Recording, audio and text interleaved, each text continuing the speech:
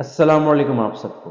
اور آج آخری ایپیسوڈ پہ بات ہوگی جو جاوید اختر نے ایلیگیشنز لگائے اور بلیمز لگائے اللہ تعالیٰ کی ذات پہ، اسلام پہ۔ اس کی ہم 2 قسطوں میں بات کر چکے ہیں، ایپیسوڈ 1 میں اور 2 میں، اور اب ہم ایپیسوڈ نمبر 3 پر، اور جو آخری ایپیسوڈ ہے، پارٹ ہے، اس پہ بات کریں گے۔ اور اس میں کنکلوڈ کروں گا، یہ اتنی کوئی لمبی چوڑی ویڈیو انشاءاللہ تعالیٰ نہیں ہوگی، میری پوری کوشش ہے۔ انہوں نے کہا کہ اللہ تعالیٰ کی جو کریشن ہے، یہ جو انسان ہے، یہ تو یعنی کہ بالکل ہی جس کو کہتے ہیں نا کہ گندی کریچر ہے، اشرف المخلوقات کیسے ہو گئی ہے۔ یہ تھوڑا سا لنک ہے پہلی والی ایپیسوڈ سے، کہ وہ تو گندگی سے پیدا ہوا ہے انسان، اور ڈیکمپوز ہوتا ہے مرنے کے بعد۔ کہاں کی اشرف المخلوقات ہے؟ اس کا لاجیکل جو انالیسس ہے نا، وہ ایک سمپل سی چیز ہے۔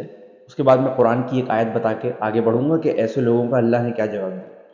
آپ انسان کو کیوں کہہ رہے ہیں کہ ڈیکمپوز ہوتا ہے؟ جانور بھی ڈیکمپوز ہوتا ہے، پودے بھی ڈیکمپوز ہوتے ہیں۔ آج جو میں نے جیکٹ پہنی ہے، یا آج جو میں نے شوز پہنے ہیں، کل ان کی بھی لائف ختم ہو جائے گی تو یہ بھی ڈیکمپوز ہو جائیں گے۔ بس فرق اتنا ہے کہ کسی کا ڈیکمپوزیشن لیول ڈفرینٹ ہے، کسی کا ڈفرینٹ ہے۔ اب ایک ایسی ہیومن باڈی جس میں آرگنز ہیں، جس میں آپ کی پورا ڈائجسٹو سسٹم ہے، آپ کا برین ہے، تو ظاہر سی بات ہے کہ وہ ڈیکمپوزیشن تو ہوگی، یا بس ایسے وینش ہو جائے گا، بالکل غائب ہو جائے گا جادو کر کے مرنے کے بعد؟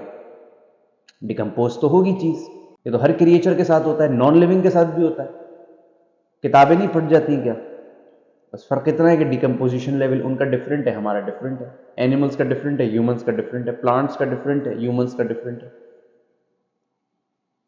تو ایک بالکل ہی فضول سی بات۔ اور اس کا جو قرآنک آیات میں جواب ہے، اللہ نے خود دیا ہے۔ اللہ نے خود اس کا جواب دیا ہے، جب اللہ تعالیٰ نے حضرت آدم علیہ السلام کو بنایا تبھی دے دیا۔ تبھی تو ہم کہتے ہیں کہ مطالعے میں کمی ہے آپ لوگوں کے، جو ملحد ہوتے ہیں، تبھی تو کہتے ہیں ہم۔ اللہ نے اس کا جواب دیا کہ جو یہ سوچتا ہے نا کہ انسان کو ہم نے کس فارم میں، یعنی کس طرح یہ پیدا آیا، کس طرح وجود میں آیا، یہ اس کو مت دیکھو، اللہ کہہ رہا ہے۔ اللہ کہتے ہیں اس کی عقل دیکھو، اس کی سمجھ دیکھو، اس کی فہم دیکھو۔ اور جو اللہ تعالیٰ قرآن میں ذکر کرتے ہیں نا کہ یہ سمجھ سے کام نہیں لیتے، تو اللہ فرماتے ہیں سمجھ ہم نے دی ہے، یوز نہیں کرتے۔ اس کا مطلب یہ نہیں ہے کہ اللہ تعالیٰ کہہ رہے ہیں کہ سمجھ عطا کی ہے اور پھر ایک جگہ اللہ کہہ رہے ہیں سمجھ ہے ہی نہیں۔ یہی تو شکوہ ہے کہ سمجھ دے دی گئی تب بھی نہیں کام لیتے، یوز ہی نہیں کرتے اس چیز کو۔ ٹیکنالوجی آج کل دیکھ لیجئے، جو ایجادات ہو رہی ہیں، ڈسکوریز ہو رہی ہیں، انوینشنز ہو رہی ہیں، یا 500 سال پہلے کسی نے ایپل گرا تھا تو اس نے گریوٹی کا پتہ لگا لیا، تو کسی نے اسپیڈ آف لائٹ کیلکولیٹ کر لی، کسی نے آئنسٹائن کو غلط پروف کر دیا، تو آئنسٹائن نے کبھی نیوٹن کو غلط پروف کر دیا۔ تو یہ سب کون؟ جانور تھے، حیوان تھے، درندے تھے، پرندے تھے، پودے تھے، کون تھے؟ انسان تھے۔ جہاز کس نے بنایا؟ اپنی فیملی کے لیے روزگار کون ارن کرتا ہے؟ شادی ہو جانے کے بعد اپنی ذمہ داریوں کو کون سمجھتا ہے؟ اس طرح جس طرح پہلے نہیں سمجھا ہوتا، انسان سمجھتا ہے۔ تبھی تو کہتے ہیں کہ جو نہیں سمجھتا انسان کہنے کے لائق نہیں ہے۔ تو نشانیاں ہیں عقل و شعور رکھنے والوں کے لیے بھائی، اللہ تعالیٰ فرماتے ہیں قرآن میں۔ سمجھ اور سمجھ بوجھ سے کام لینے والوں کے لیے کھلی کھلی نشانیاں اللہ نے بیان کر دی۔ پھر کہا جاتا ہے کہ جی قیامت کے دن کا کانسیپٹ یہ ملحد جو ہیں، انہوں نے جاوید اختر نے، انہوں نے کینسل کیا کہ جی انسان کی جو کریشن ہے وہ بڑی یونیک ہے۔ پہلے کہتے ہو کہ اشرف المخلوقات کیسے ہے، گندگی سے بنا ہے، پھر کہتے ہو یونیک ہے۔ اب ہم بھی آپ سے یہی کہیں گے سر، ایک چیز پہ آ جائیے، یا تو کہیے کہ یونیک نہیں ہے، اور اگر یونیک ہے تو پھر اشرف المخلوقات والا جو معاملہ ہے وہ مت کہیے۔ اس میں انہوں نے یہ چیز کہی کہ جی انسان جو ہے نا وہ تو مطلب یونیک سی کریچر ہے، اور جو کروموزومز ملتے ہیں، اور ان کروموزومز کے ملنے کی وجہ سے انسان وجود میں آتا ہے، اور وہ جو ایک پیچھے اس کے سائنس چلتی آ رہی ہے وہ دوبارہ نہیں ہو سکتی۔ یعنی اتنا اماؤنٹ آف میجرمنٹ دوبارہ سے کریٹ نہیں ہو سکتا. یعنی ان کے کہنے کا مطلب یہ ہے کہ انسان مر جائے گا، دوبارہ اٹھایا نہیں جائے گا. یہ ماننا ہے ان کا. یہ مطلب یہ کہنا چاہ رہے ہیں ایک طریقے سے کہ یار دوبارہ سے کیسے پیدا ہوگا. اللہ تعالیٰ قرآن میں فرماتے ہیں ان اللہ علی کل شیء قدیر، میں ہر چیز پہ قدرت رکھتا ہوں. یہ دنیا وجود میں آئی، موجود نہیں تھی کبھی، تبھی تو وجود میں آئی. ایگزسٹ نہیں کرتی تھی تبھی تو وجود میں آئی. تو جو چیز ایگزسٹ نہ کرے اس کو ایگزسٹنس میں لانا، یہی اللہ تعالیٰ کی شان ہے، قدرت ہے، حکمت ہے، طاقت ہے، بصیرت ہے. یہی اللہ تعالیٰ کی شان ہے. وَتُخْرِجُ الْحَيَّ مِنَ الْمَيِّتِ وَتُخْرِجُ الْمَيِّتَ مِنَ الْحَيِّ. اللہ ہی ہے جو زندہ سے مردہ کرتا ہے اور مردے سے زندہ کرتا ہے، جو بغیر باپ کے حضرت آدم علیہ السلام کو وجود میں لا سکتا ہے، اور بغیر شوہر کے حضرت مریم کے ہاں ایک خوبصورت بیٹے کی ولادت، حضرت عیسیٰ علیہ السلام کی ولادت ہو سکتی ہے. وہ سب کچھ کر دینے پہ قادر ہے، سب کچھ کر دینے پہ قادر ہے. دو واقعات چھوٹے چھوٹے بتاؤں گا پھر ختم کروں گا بات کو. ایک بزرگ تھے، ان سے اس زمانے میں وہ ایک گاؤں میں رہا کرتے تھے. تو بادشاہ جو ہے مسلمان تھا، اس کا دربار لگا ہوا تھا. ایک ملحد آیا، ایتھیسٹ آیا، اور اس نے شور مچانا شروع کر دیا کہ مجھ سے کوئی ہے ٹاکرا کرنے والا، کوئی ہے جو میری دلائل کا جواب دے، میرے سوال کا جواب دے، مجھ سے مناظرہ کرے اللہ تعالیٰ کی ذات کے اوپر کہ نعوذ باللہ اللہ تعالیٰ نہیں ہے، نعوذ باللہ. اس نے یہ بات کہی. تو بادشاہ کو بڑا غصہ آیا. بادشاہ نے اپنے وزیر کو کہا کہ جاؤ ان بزرگ کو بلا کے لاؤ. مجھے ان دونوں واقعات میں بزرگ کا نام نہیں یاد آ رہا، یہ میں معذرت چاہوں گا. تو انہوں نے کہا کہ بزرگ کو لے کر آؤ. وہ گئے، مشیر جو تھے یا بادشاہ کے وزیر، وہ گئے. تو وہ بزرگ عبادت کر رہے تھے.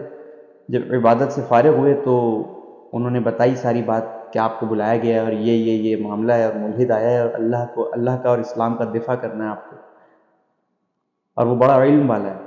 وہ یہ کہہ رہا ہے. کہنے لگے چلو میں آتا ہوں، تم چلو، میں آ رہا ہوں، تم چلے جاؤ. وہ آ گیا. اس نے کہا بادشاہ سلامت، وہ آ رہے ہیں. کافی انتظار کیا. غالباً روایات میں آتا ہے 1 دن 1.5 دن بھی انتظار ہوا. کافی انتظار لمبا ہو گیا، وہ نہیں آئے. تو بادشاہ کو پریشانی، اور اس نے یہ کہنا شروع کر دیا، ملحد نے چیخ چیخ کے کہ یہ نہیں آئے گا، یہ ڈر گیا، یہ کیا مجھ سے کرے گا، تم نے کس کو بلانے کے لیے بھیج دیا، یہ تو مجھ سے سامنے نہیں آ کے بات کرنا چاہ رہا، تو میرے سوالوں کا جواب کیسے دے گا. تو اب بادشاہ کو بھی پریشانی بہت زیادہ، اس کے جو دربار میں لوگ تھے ان کو بھی پریشانی. لیکن وہ بزرگ سامنے سے آتے ہوئے نظر آ گئے، اور بادشاہ نے ان سے کہا کہ حضرت آپ کو اتنا وقت لگ گیا اور اتنا ٹائم جو ہے وہ ہمیں ہو گیا انتظار کرتے ہوئے، آئیے بیٹھیے. تو ملحد کھڑا ہوا تھا، سن رہا تھا، دیکھ رہا تھا. اس کو آواز آ رہی تھی کہ جو بادشاہ ہے وہ بات کر رہا ہے، he is talking to that person. تو وہ اللہ والے بزرگ تھے، ان کے معاملات اپنے الگ ہوتے تھے. کہنے لگے میں تو نکل گیا تھا تھوڑی دیر کے بعد ہی، لیکن سامنے نہر آ گئی، اور نہر اتنی لمبی تھی، وہ دریا، نہر، کچھ بھی کہہ لیں اس کو، کہ میں اس کو کراس کر کے نہیں آ سکتا تھا. تو میں ابھی سوچ ہی رہا تھا کیا کروں کہ ایک دم سے، اور آپ کا وہ کراس کر کے محل تھا، نہر کو کراس کرتے ہی محل تھا آپ کا. اب میں سوچ رہا تھا میں کیا کروں. تو ایک دم سے میرے برابر میں ایک درخت تھا، اس کی جو اسٹیم ہوتا ہے، جو اس کا تنا ہوتا ہے، وہ ٹوٹ کے نیچے گر گیا خود بخود. اور وہ تنے آپس میں ٹوٹ کے گر گئے، گر گیا، نکل گیا درخت سے، اور بعد میں اس کے ٹکڑے ہو گئے، اس تنے کے، وہ جو اسٹیم ہوتا ہے اس کے ٹکڑے ہو گئے. اور پھر وہ ایک کشتی بن گئی خود بخود. اب یہ ملحد سن رہا ہے، یہ وہ کشتی بن گئی، اور کشتی بن کے وہ خود ہی، ظاہر ہے میں تو کشتی کو اٹھا نہیں سکتا تھا، تو کشتی جو ہے وہ خود ہی پانی میں چلی گئی، اور پھر میں آرام سے کشتی میں بیٹھ کے اور آپ کے محل تک آ گیا. اب ملحد سن رہا ہے. ملحد نے چیخنا شروع کر دیا کہ یہ کون ہے. اس نے ایسے کہا یہ کون ہے، یہ تو بالکل ان پڑھ انسان ہے، اس کو تو پتہ ہی نہیں، یہ کس کو بلایا تم نے، یہ بات کرے گا مجھ سے، یہ سوال کے جواب دے گا میرے. یہ تو کہہ رہا ہے وہ درخت خود بخود گر گیا اور کشتی بن گئی اور کشتی پھر پانی میں اتر گئی خود ہی اور میں آرام سے آ گیا ہوتا ہوا. خود بخود کیسے ہو سکتی ہیں یہ چیزیں؟ بزرگ نے جواب دیا کہ جب تو مان رہا ہے کہ یہ اتنی سی چیز حقیر سی کشتی خود نہیں بن سکتی، تو یہ کائنات خود بن گئی، یہ موسم خود آ گئے، یہ حیوان، انسان، چرند، پرند، درند، نباتات، پودے، پیڑ، سورج، چاند، سیارے، ستارے، کہکشائیں، یہ خود آ گئی. بارش کا موسم خود آ گیا، گرمی، سردی، خزاں، بہار خود آ گئی، پہاڑ ایسے ہی آ گئے خود ہی، سمندر جو لامحدود ہے خود آ گیا. جب تو مان رہا ہے کہ کشتی نہیں بن سکتی تو یہ چیزیں خود ہی آ گئی. روایات میں آتا ہے کہ وہ ملحد ہکا بکا رہ گیا اس دلیل سے. ابھی تو انہوں نے بات ہی شروع نہیں کی، ابھی تو وہ اپنے آنے کی وجہ بتا رہے تھے. یہ ہوتا ہے ایمان. علم سے زیادہ ایمان ضروری ہے. اللہ تعالی ہم سب کا ایمان مضبوط کرے. ایک چھوٹا سا واقعہ اور کہ ایک بہت بڑے بزرگ تھے، مجھے نہیں پتہ یہ جو واقعہ میں بتانے لگا ہوں یہ سچا ہے یا مطلب کوئی ایسا نہیں ہے کہ حدیث میں یا قرآن میں ہو، ایسا نہیں ہے، لیکن میں ایمان کی تقویت کے لیے بتا رہا ہوں، کانسیپٹ دینا چاہ رہا ہوں بیسکلی. واقعہ میں نے پڑھا ہے 3-4 دفعہ مختلف جگہوں پہ، تو اس لیے میں شیئر کر رہا ہوں، تو کمی بیشی ہو تو معاف کیجیے گا. ایک بزرگ تھے، عالم تھے، مطلب وہ ان کے ایک استاد تھے، وہ شہر سے باہر تھے. تو وہ جو عالم تھے وہ اپنے گھر میں بیٹھے ہوئے تھے، تو اچانک سے شیطانی ایک روپ، شیطان اس میں آیا روپ میں، اور اس نے انسانی روپ میں، اور اس نے ان سے ہم کلام ہوا اور کہنے لگا کہ اللہ تعالیٰ کی ایگزسٹنس پہ کوشچن کیا اس نے. تو وہ جو عالم تھے انہوں نے دلیل پیش کی، شیطان نے اس کے جواب میں ایک اور دلیل پیش کی، پھر انہوں نے دلیل دی، پھر شیطان نے ایک دلیل دی. اس طرح سے 3 سے 4 مرتبہ وہ دلیل دیتے تھے، شیطان جواب دیتا تھا، اور وہ جواب ایسے ہوتے تھے کہ وہ جا کے ان کے دل میں جا کے لگ رہے تھے. ان کا ذہن بھی ایکسیپٹ کر رہا تھا ان باتوں کو جو شیطان اللہ کے خلاف کر رہا تھا، اور ان کا دل بھی ایکسیپٹ کر رہا تھا، کیونکہ وہ دلیل اتنی اسٹرانگ تھی. وہ پریشان اندر سے نا ڈامل ڈول ہو رہے تھے وہ. تو ان کے جو استاد تھے جنہوں نے ان کو سکھایا تھا، پڑھایا تھا، جن کے ساتھ انہوں نے زندگی گزاری تھی، وہ دور تھے. اب یہ اللہ تعالیٰ کے بڑے ظاہر سی بات ہے کہ یہ اللہ تعالیٰ کے نیک بندوں کا معاملہ ہوتا ہے، میں یہ نہیں کہہ رہا کہ ہوا ہوگا، میں ایک بات کانسیپٹ پیچھے دینا چاہ رہا ہوں ایمان کی تقویت کے لیے. وہ جہاں بیٹھے ہوئے تھے ان کے تصور میں یہ چیز آ رہی تھی کہ ایسا کچھ ہو رہا ہے، اور شیطان جو ہے وہ حملہ کر رہا ہے میرے شاگرد کے ایمان پہ. اور تو انہوں نے کیسے کر کے، اللہ بہتر جانتے ہیں، میں تو ایمان کی تقویت کے لیے واقعہ سنا رہا ہوں، بار بار یہی کہہ رہا ہوں کہ کیسے اللہ نے شاگرد اور استاد کے درمیان ایک کنیکشن قائم کر دیا، اور استاد نے وہاں سے بیٹھ کر یہ بات کہی شہر سے باہر کہ اب اگر یہ تجھے دلیل دے تو تو اس کو کہہ دے کہ میں بغیر دلیل کے اللہ کو مانتا ہوں.